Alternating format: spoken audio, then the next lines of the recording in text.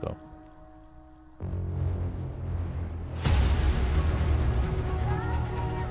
Right. Welcome back, friends, to Space City X-Files, episode 14. This week, we're going to be continuing on with the cryptid lore, covering another amazing case about something terrorizing a small town called Point Pleasant in West Virginia. And based off of that name, you might already know what it is. This case is pretty popular. And there's a possibility, like I said, that you recognize it. One of the reasons may be because the town was the location of a natural disaster involving a bridge that collapsed and claimed the life of quite a few people, unfortunately. Now, over the years, it seems that people have made the connection that the animal was in some way even connected to this unfortunate accident. Is there any truth to this? That's what we hope to gain a clear understanding of. So, along with all the other mysteries surrounding this creature, these are the things that we hope to find out. So buckle up and prepare yourself, because this is the story of the Mothman. And as usual, before we get started, give me a few minutes to get the disclaimers out of the way. Space City X-Files appreciates all the support you give week in and week out. And what we've been able to accomplish so far would not be possible without you. If you'd like to know how you can support the show, there are 3 main ways to do that, and I'll give you the details on how you can do that now. The first way is if you would like to support by becoming a member, you can go to our website and click on the Patreon tab, and once there, it's going to give you the option to sign up for a $5 or $10 a month membership, and with that, you're going to get unreleased full episodes, access to our private Discord group, which is growing each week, and free merchandise that we're going to drop on you at random times. Now, secondly, if you're not quite ready for a monthly subscription, that's okay. If you would like to make a one-time donation, on our website, there's a Support Us with the Tip tab, and there you can type in whatever amount you want. 50 cents, $1, $5, whatever. It's all appreciated the same. And because we're dedicated to elevating the quality of our program, all our proceeds will always go back into the show to benefit the final product. Okay? We ain't gonna buy no 4 Locos with the money. Alright? We got a separate account for that, okay? We sell blood for that, so don't worry about it. Just kidding. The last and most effective way to support the show is to leave us a review after you listen, wherever you listen. I can't say how important this is, because with your feedback, we can improve our show, and we can bring in new listeners, which is priceless. One last plug, our show store is also available on the website, and it's stocked with hoodies, tees, stickers, all kinds of stuff, and that helps support the show also. That concludes the announcements. Alright, so to give an overview of today's case, now most of this account are given from townsfolk in the Point Pleasant area, so what we'll do is we'll first take a look at the Point Pleasant area and check for any anomalies that may contribute to the strange sightings and the incidents. And then once we've done that, we can move on to what the Mothman is, along with the case details, recounting the very bizarre situation and details surrounding it. Now, although most accounts have been accredited to the Point Pleasant area, there have been some claims of Mothman sightings throughout the world, so we'll take a look at those also briefly. It's worth it to mention that many of the people who gave witness of the Mothman also reported visits from the Men in Black, so we'll examine those incidents also. And after we've thoroughly familiarized ourselves with the case details, we can then look over the theories on what this beast could have been. Some people say cryptid, some people say it's an alien, some say it's something else, and we'll try to figure that out together. Or at least we can give you all the information. That way you can determine for yourself what you want to believe. And lastly, we'll share any case details we may have stumbled over in our investigation, and also our own personal theory on what the Mothman is. So without any further delay, let's get started. I'm excited about this one. Alright, so here we go. Let's start with the Point Pleasant area. What stands out? What is it like? We're gonna find out all that good stuff. Okay, so Point Pleasant is your basic traditional small town, and it sits on the border between West Virginia and Ohio. Okay, so the Ohio River basically runs right through the whole town. In fact, it's because of that fact, it also made it a pretty good maritime attraction at one point. Okay, according to the 2020 census, there were about 4,000 people living there, so it was likely considerably less in 1966 when the sightings first started happening. The weather. Let me hit you with the weather facts. Okay, so the weather is pretty decent. Okay, in the coldest month, and that's going to be January. The record low was like -4 degrees, and the hottest month, being July, has a record high of 89 degrees, which is not that bad.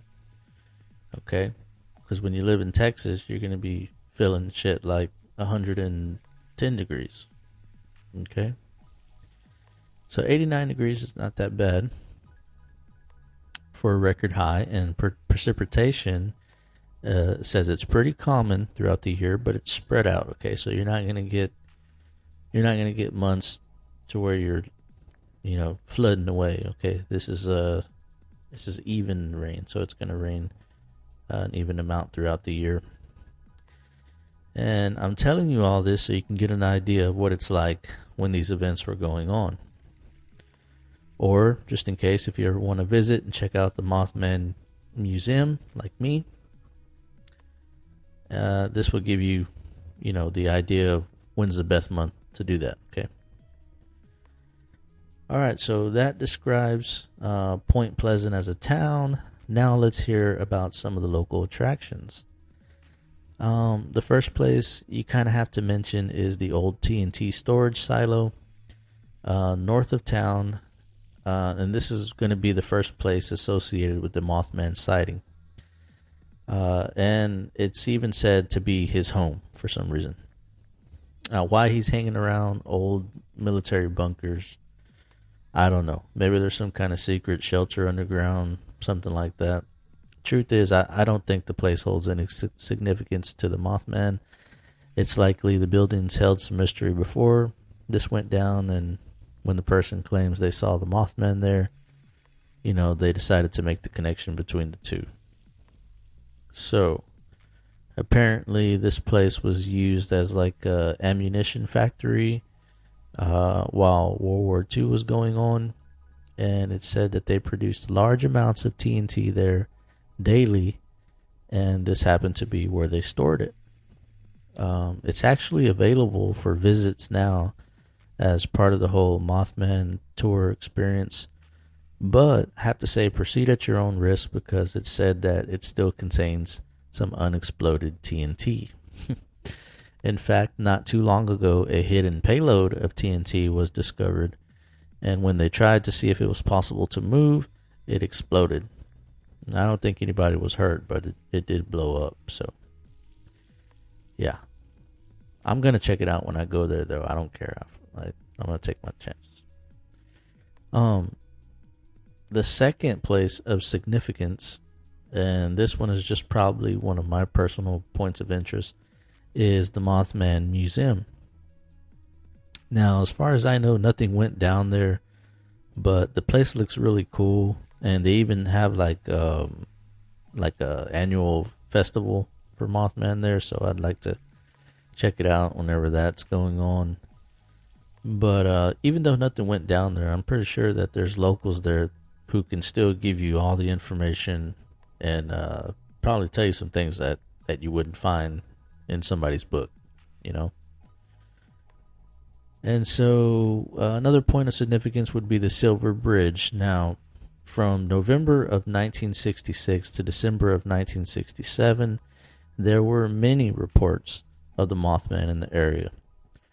This bridge, the Silver Bridge, on December 15th of 1967, collapsed under the weight of rush hour traffic, killing 46 people. Now, after this date, the Mothman disappeared, so it seems, without a trace.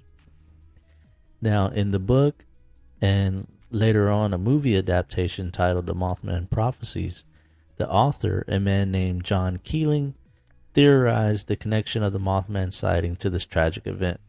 So if you ever seen the movie, that's kind of what the whole story is about, okay? The guy travels to the town, he starts having dreams. People in the town start having dreams. They don't know what it's about, but eventually the main character starts getting voices in his head telling him to, a certain time or a certain date, and eventually it's revealed to him that the bridge is going to collapse. So he tries to go and save them, the people, try to get them off the bridge, but it doesn't work and it collapses. And so that's basically what the author, and the author was a man who, John Keeling, he was actually one that was kind of reporting on the case.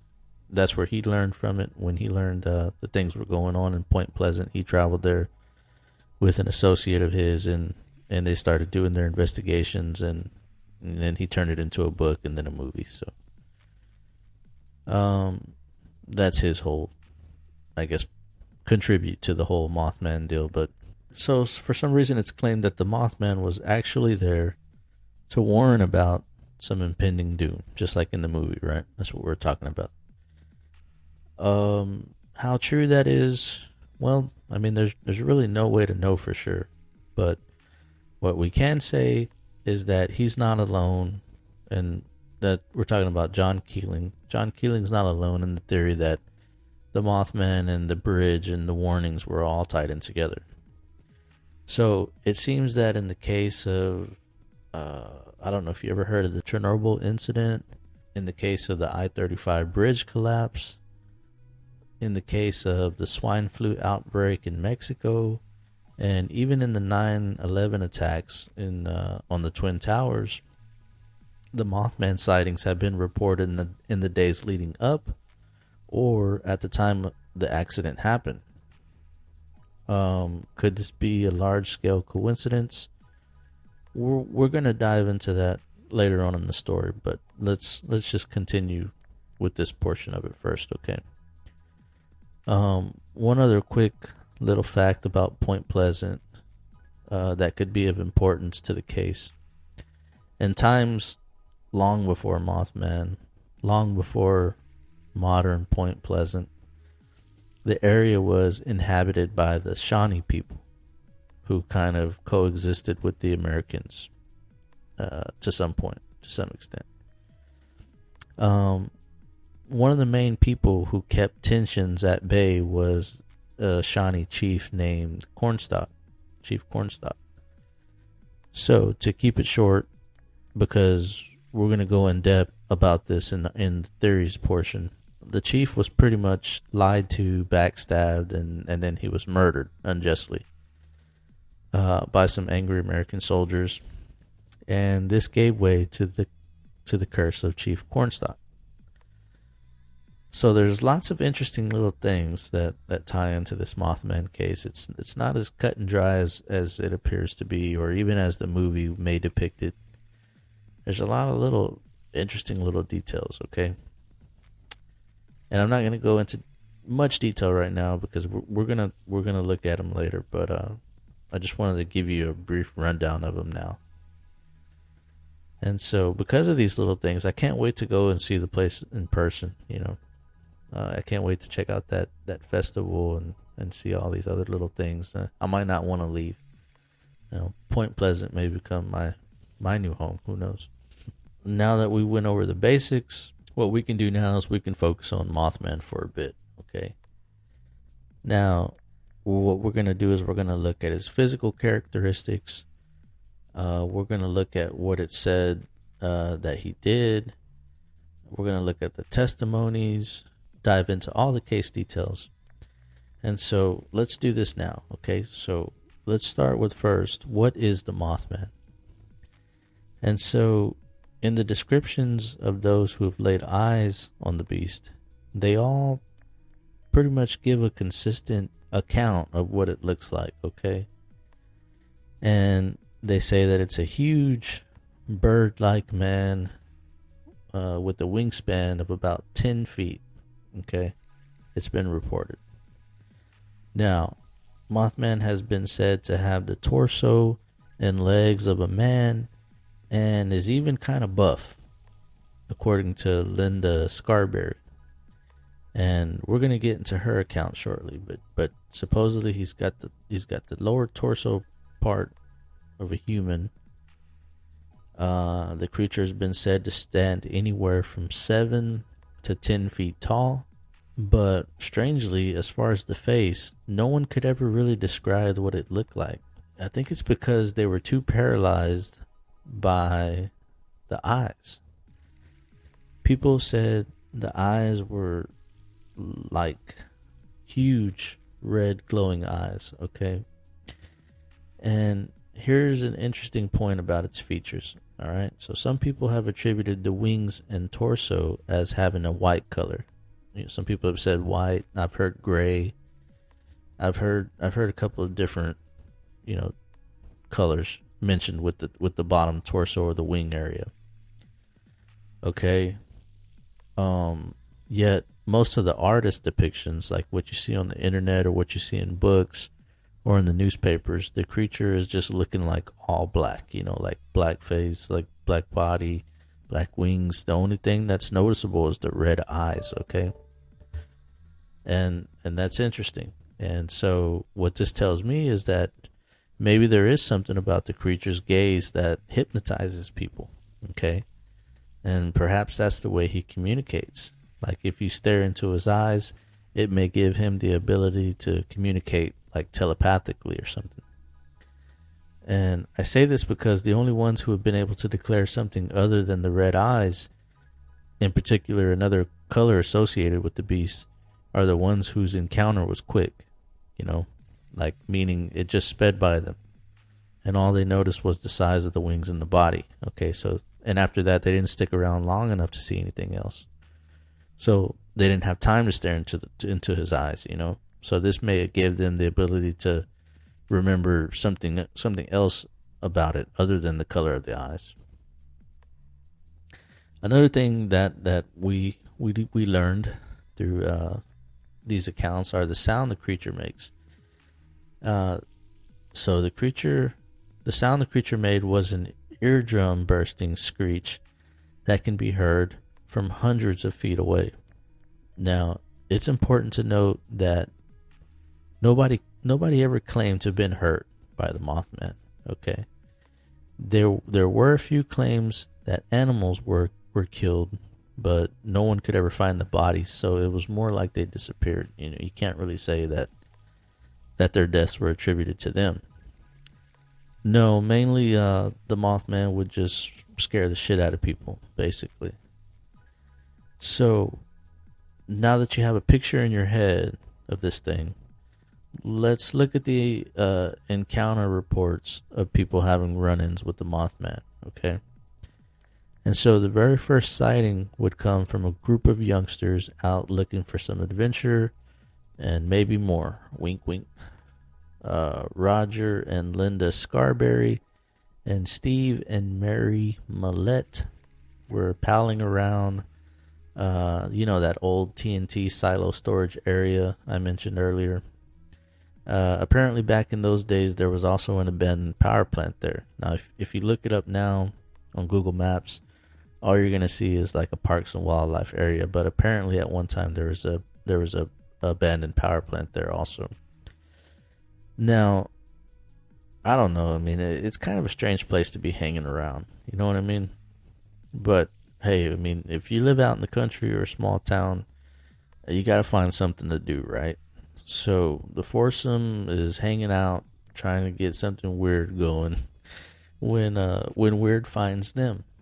All right. And so Linda is the first one to see the Mothman flying through the air, and she freaks out immediately. Screaming at the others to look out the window, she points in the direction of the beast, who has already taken notice of their car and lights. Now, everyone is in full panic mode now, so Steve peels back onto the road, not trying to wait around for a better look. And as he's headed back to Route 62, they notice that the damn thing caught up to them and is hovering above them with ease. Now, quick sidebar, it's reported in Steve, his interview, that he was traveling about 100 miles an hour. So, and this creature was keeping up with them with not a lot of effort. So he wasn't even going as fast as he could, according to Steve. Okay, and so this is also where we get the first description of the sound it makes, because Linda stated in her interview that even though it was a good ways above them, flying through the air, the screeching it made was painful to their ears all the way down there in the car. So that you can get an idea of how loud that must have been, right? Kind of like an airplane or jet almost. Steve, now with the throttle mashed down, flying down the road towards town on Route 62, says that about the time they were coming up on the city lights of downtown Point Pleasant, the creature just turns around and heads back to the direction where it came from. Now, in minutes, they're pretty much arrived in the middle of downtown Point Pleasant, because it's a pretty small area, and they're getting close to where the Silver Bridge is, where they stop and they start to talk about what they should do. And so these kids, they got some guts on them, because they decide to actually go back and see if the thing had returned to the abandoned power plant. And so as Steve turns onto Potter's Creek, which is the road where everything is, they don't even have to make it all the way down to where they were parked, because standing at the entrance is the 7-foot-tall Mothman with large wings and huge red glowing eyes. Now, having seen enough, they turn around right away and head to the sheriff's station to give their statement on what just happened to them. And so the sheriff, he testifies, he gives an interview to the local newspaper, and he testifies that the kids were sober, but they were obviously shaken by what they've seen. So Sheriff George Johnson stated that Steve and Roger looked very pale and shaken. He couldn't pinpoint if it had been from fright or lack of sleep. But if you ask me, I would probably say it was from both, because it would have been about 1 or 2 o'clock in the morning at that point. And so now in an interview with the local newspaper, Steve gives some interesting information on the Mothman. Now, one, he states how the beast flew. So he said he heard the ruffling of the wings and said it sounded like a swarm of bees. Then the creature lifted straight up into the sky and hovered. The second account, he says, he's the first and only one to make this type of statement about the Mothman. So he states that the wings or the general makeup of the Mothman was nothing like what you would see on TV. Okay, it wasn't a monster. He says that it was almost like it was angelic. And that really, really surprised me whenever he said that. Because, I don't know, there was something about, I thought I read that in the Bible somewhere about the ruffling of the wings, like sounding like swarm of bees. I don't know, it may have been in Revelations or something like that, but it was really interesting whenever he said that, and I kind of made that connection. But, let's see here. So the next major account would come from a man named Kenneth Duncan in Charleston, actually it's Blue Creek, which is about 50 miles or so southeast of Point Pleasant. Okay, so it's not too far away. Kenneth recalls that him and 4 of his other associates were digging a grave for his brother-in-law who had just passed away when something brownish gray sped past him at an impossible speed for something as big as it was. Now, he said there was no mistaking what he seen. It was a man with huge red glowing eyes like round bicycle reflectors and huge long wings that had to be up to 10 feet or so in span length. He said as he watched the creature fly silently through the treetops, he couldn't speak a word, only stare at them eyes piercing through his soul. Now, before he knew it, the creature was gone, and when he asked if anyone else had seen it, they all replied no. Now, here's something that's kind of weird. Here's something eerie. Now, before he seen the creature, they were all digging and talking and working. But after he seen the creature, he looked down to ask them if they seen it too, and the digging was completed. He stated, though, that at the most, only a minute could have passed from the time he seen the beast buzz by him to the time it disappeared into the night sky. Now, that's super weird. So, in a cemetery of all places, right? So, how convenient is that? So, anyways, this is the first report of somebody having missing time in relation to the Mothman, okay? That I know of, all right? And so the next case to make headlines around that time period would be from a man named Newell Partridge. And Newell was about 100 miles north in Doddridge County. All right, so Newell states in his interview with the Williamson Daily that he was watching TV one night, just him and his trusty dog Bandit, when the TV starts to go apeshit.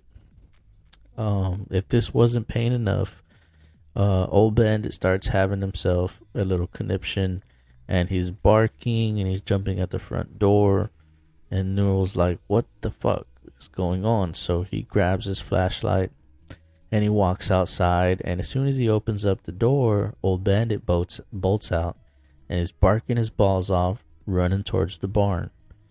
Now, Newell stays on the front porch, alright, and he calls for Bandit, but he gets no answer, no barking, no anything. A short while later, he hears Bandit yelping from over by the tree line that opens out into a cleared out meadow area. So Newell shines the flashlight over in the direction, and to his surprise, he sees the giant Mothman with those red burning eyes staring back at him. Now, I'm sure if Newell could have spoken, he would have yelled out, "Gon' get!" or some shit like that, but he was completely frozen by what he saw. And after a brief stare down with the Mothman flies away, never to be seen around those parts again that we know of, okay? It wasn't reported. When Newell speaks with the newspaper about his interview, he learns the date of those events that went down in Point Pleasant. And to his surprise, his encounter actually happened before theirs.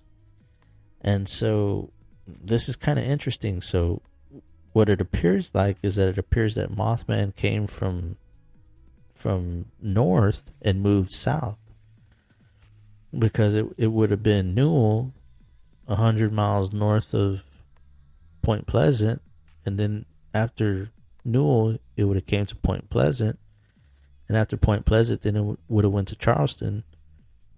And so it seems like it was kind of moving. I don't know if it is or not, but maybe there's not a connection there. But if it's a timeline, then it looks like he's moving from the north of the country down to the south. And so, hold on a second, I lost my spot now. Shit. Anyways, I don't know if that's a connection there, but these accounts are weird. All right.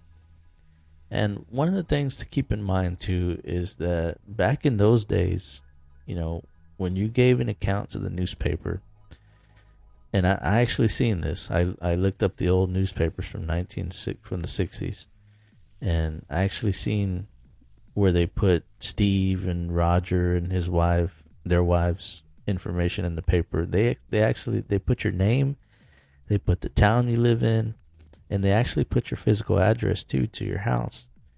And so because of that, I don't see these people making up these crazy stories. Not when everybody knows where you live and knows exactly who it was that made them. It's not like the internet today. We don't, you know, you don't have the safety of making a silly comment from the burner account to your burner account. Back in those days, that shit was for keeps. So what you said, and people knew about it, and it wasn't going nowhere. I just don't see these people taking risk with their reputation, with their family, with any of that. I don't see that they would take an unnecessary risk, in other words. And so now remember, in the Point Pleasant area, the sightings went on for a full year. Okay. And there are many, many more cases that we can talk about, but it's really a lot of the same thing. And one of another important thing to remember is that the description, it really does stay consistent with the Mothman, and the behavior pretty much stays the same way as well. And so what we're going to do is we'll come back to Point Pleasant in a bit, but quickly I'd like to talk about the other places around the world that the Mothman was reported to be seen. Okay. And so earlier we spoke about a possible connection to the Chernobyl incident.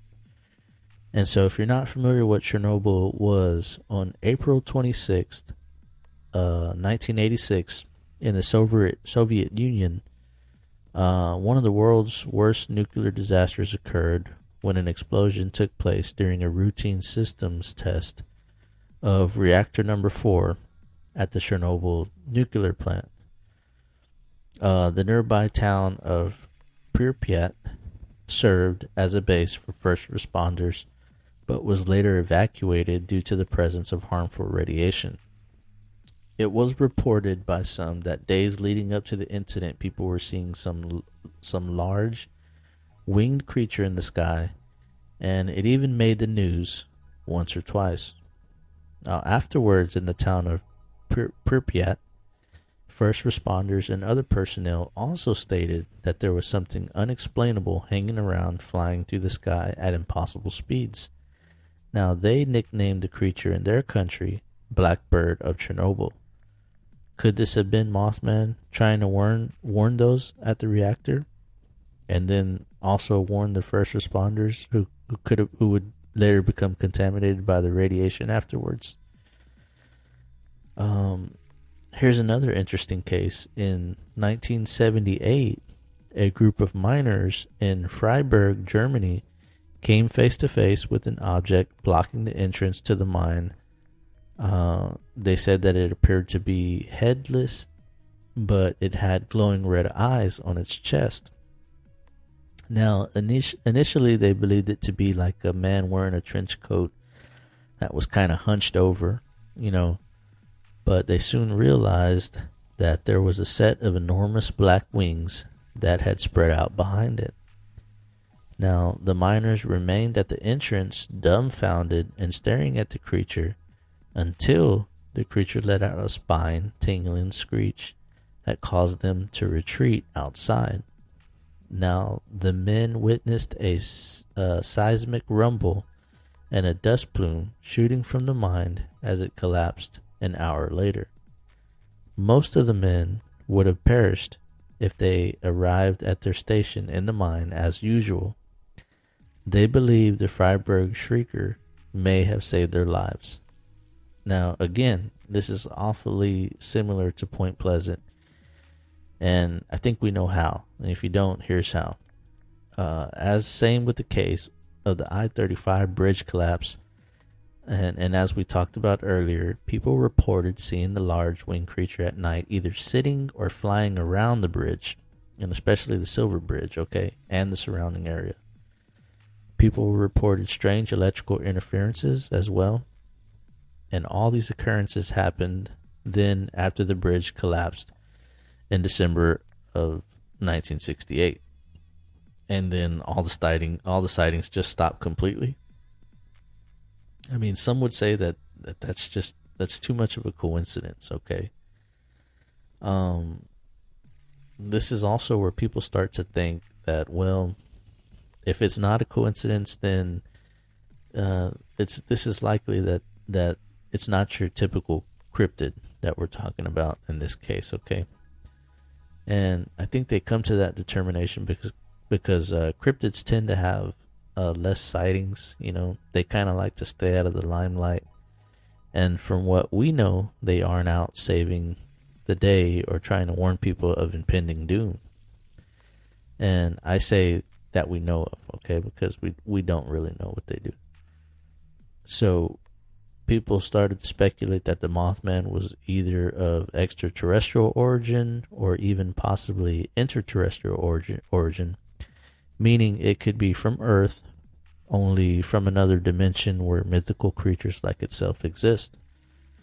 I mean, remember when Steve from Point Pleasant stated in his interview that it wasn't like a Mothman or like a monster you would see on TV, that it was kind of like angelic, according to him.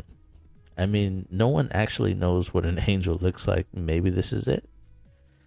Whatever the case, these are the facts surrounding the Mothman events, and you can decide what you want to believe on your own, okay? I will say this, though, that many people who gave interviews stated that they started receiving threatening phone calls insisting that they quit talking about the Mothman, and that wasn't only in Point Pleasant either. The people in Chernobyl said it happened to them also. Strangely enough, though, in Point Pleasant, one reporter who was studying the case, along with her co-worker, John Keeling, these are the ones that I told you about earlier, remember? The reporter stated that she started to receive visits from pale men dressed in black suits. And these men were asking her why she was there, what she hoped to accomplish with her investigation, and they even asked her if she's seen the creature herself, which she hadn't at that point. One thing is sure, though, and they made clear before they left her alone, that it would be to her benefit if she ceased any reporting on what was going on in that town. To which she refused. She kept doing what she was doing. So I don't know whatever happened to her, but who knows? Now, what this could have been, some people say that it was just town folks like fed up, and it could have been. It could have been townspeople, just eager for things to go back to normal. Maybe they're tired of the whole Mothman crap. And so, sure, I mean, that sounds like they would have motive to want, the reports to stop and things go back to normal, really. But the description she gave of the men sure does sound a lot like the Men in Black. And, so yeah, I mean, there's that connection there. And that happened on more than one instance, but for time purposes, we can't share each one of them. But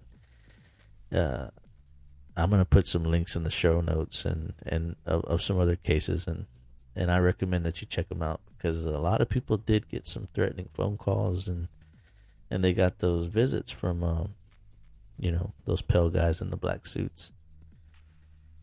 And so that pretty much wraps up the main lot of the cases and accounts. Like I said, this did go on for a year, so there are a lot of cases, but these were just the main ones. Okay. If you know of something other interesting ones that I may have missed, send me an email, and you can send it to info@spacecityxfiles.com. I mean, I love this case. I sure would like to hear them if you have any that I missed. And if you don't do email, that's okay too, because you can hit me up on Reddit, and I'll put the page ID in the show notes too for Reddit. Once I finish this episode, I'll post it up there and start a sub Reddit of it, so you can join there.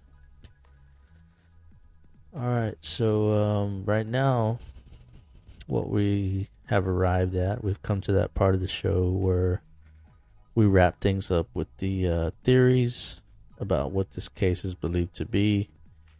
and we have a few good ones. So what we're going to do is we'll start with the popular opinion first, and then I'll let you in on what I think personally. Okay? So the first mainstream opinion on Mothman was people were just exaggerating what they saw. It's pretty boring and simple, right? I'm kidding.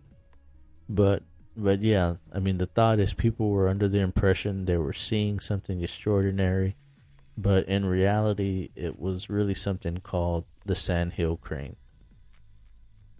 Now, these birds are of the heron family, and they're big. They're huge. These birds are really, really big, and they do have the wingspan of like 10 foot or so. Okay, and they do also have the red rings around the eyes. All right, although I don't know that they hang around abandoned power plants, and I don't know if they could chase a car down on the freeway at speeds of over 100 miles per hour. I didn't see that in their description, so I don't know. I did watch a couple of videos on YouTube about them, and I will say one thing though, that these cranes they're pretty brave. I mean, did you know that these things bully alligators around? That's one thing that I learned. That's pretty crazy. Yeah, like alligators are afraid of them. And that's why golf courses will put up like wooden cutouts of them around lakes, because it supposedly, it just deters the gators from coming out and pissing off the rich people. And so there you go. You learn something new every day, right? The other popular mainstream opinion that I saw come up often was that it was just a big hoax. Like, apparently, the Batman TV show was at the height of its popularity at the time, and an episode had just aired featuring a killer moth as Batman's enemy. So some people say this is what brought on people dressing up as moths and going around terrifying their neighbors and kidnapping dogs. And I think I saw mentioned too, and I can't recall if it was Point Pleasant or Blue Creek, but someone found a flashlight with red lenses strapped to a deflated weather balloon. So this, of course, sparked more of the people calling BS on the Mothman mania deal. And as for the Silver Bridge connection, people just chalk it up to an unfortunate accident. They it didn't really have anything to do with each other. And it is noteworthy to say that they had some engineers come and take a look at all the wreckage afterwards, and it was found that a single cable support beam was claimed to be the reason that the bridge collapsed under pressure of stopped traffic. Alright, so on to the next one. Okay, and on this one here, this is where the theories start to get a little bit more meat on the bones, This one here has a little bit more substance, if you will. So, in this claim, it said the Mothman and all the tragic accidents that happened around the Point Pleasant area was a direct result of the curse that Chief Cornstalk put on the town before he died. And so, if you recall earlier, we briefly talked about Point Pleasant was inhabited by the Shawnee people, who had aligned with other native tribes to try and hold off the white men, who were moving ever so close with the intention of developing more land for expansion. You can't stop progress, right? So, long story short, they duked it out, and the natives were no match for the settlers' muskets. And Chief Cornstalk says to his people, "Alright, y'all, chill. Fighting against these white devils is not going to work. So I'm going to go and make a peace agreement with them. That way we can work together and keep those redcoats from messing with us too." So the chief goes over there and they chit-chat, but the Americans take them hostage when the chief and his people refuse to lay down their weapons. And so once the Shawnee find out about this, they're like, "Oh, hell nah." And they're like, "Well, let's go over there." And so they head that way. And then one day, while a couple of American soldiers were hunting outside the fort, the Indians spot them and they took them out. Well, when the other American troops discovered the bodies of their fallen comrades, they got pissed and they went back to the fort and they slaughtered Chief Cornstalk and his buddies in retaliation. Now, it's said that before he died, Chief Cornstalk cursed the land because he says that he was there in the name of peace and they killed him unprovoked. So apparently from that point on there's just been a whole slew of bad shit that happened in the area, from tornadoes almost wiping out the whole town, to fires almost wiping out the whole town, to plane crashes, to bombings. Even the regressed economy was blamed on the curse, okay? And it was anticipated that because where Point Pleasant was located, the favorable conditions that surrounded it had it primed to become one of the major cities in the area. And that kind of just didn't happen. And according to this theory, this was all of the chief's doing. One last big FU for killing him. And so those are some of the main theories circulating out on the internet. And I mean, I don't know. I mean, each one has some good points, but like I said, in the end, it's just about what you choose to believe. And so just for humor, I'm going to let you know what I think the whole Mothman thing is. So I think the Mothman is real, but it's not some angel or intelligent alien trying to save people from natural disasters. Now, there may be some data that says it's a possibility, but I tend to think that part is more of a coincidence. I do agree, though, that the theory of it being an interterrestrial creature that lives on Earth is, I believe that's kind of spot on. Only it has, this creature would have the ability to pass between different dimensions. And I think I even stated that in the last Cryptid episode, like the swamp monster, the Bigfoot, and Loch Ness, all those different types of cryptids, I think they all have that ability. And that's the reason why they're seen less often. Or the only reason why they're seen here is because they passed over here for some reason, but soon they go back to their dimension. So, if you want to ask me where the ability came from that allows them to pass back and forth to different realms, now that can be attributed either to Chief Cornstalk's curse, or it happened when the scientists working on the Montauk project started opening wormholes.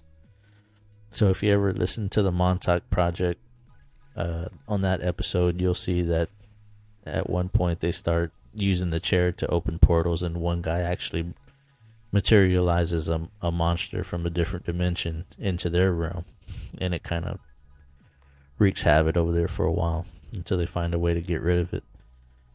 But that could be a reason why we have these things hanging out around here. And I know that that's pretty far out there, but hey, that's what theories are for. If you care to share your own theories, then send me a message on Facebook or something. Let's have a chat. I would love to hear your thoughts about it. All right. And so I think that's going to about do it, man. Wraps it up for this week's episode, folks. I hope you enjoyed it. And if you did enjoy it, don't forget to do the whole like, subscribe, and share thing, because that helps us out so much. I know I had a good time looking up all the crazy shit associated with the Mothman, and when I go there to check out the museum and all that good stuff, I'll definitely share the pictures with you. I can't wait to take that trip. Alright, fam. Well, y'all take care. This is Rick with the Space City X-Files, and I'll see you on the next episode.